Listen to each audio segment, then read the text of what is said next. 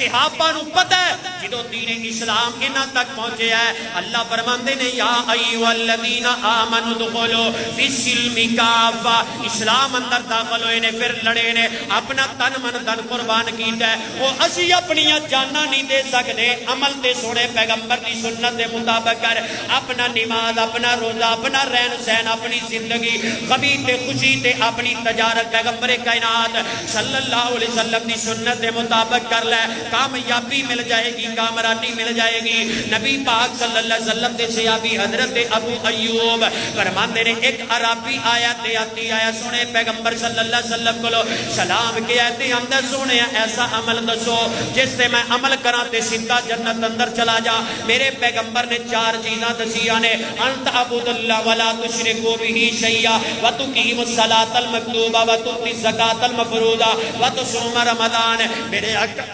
علیہ السلام نے فرمایا اے پروانے پہلے نمبر تے عبادت اللہ دی ہے اللہ دے نال کسے نو شریک نہیں ٹھہرانا فرضی نماز پابندی نال پڑھنی ہے اور فرضی روزے رکھنے نے تے فرضی زکات ادا کرنی ہے رمضان مبارک دے روزے رکھنے نے یہ 4 چیزاں میرے پیغمبر نے دسیا جدوں جان لگا انہیں کو جملہ بیان کیتا آقا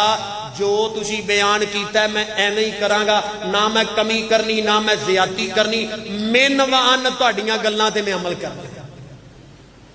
اچھا اے گل اسی کیوں نہیں کردے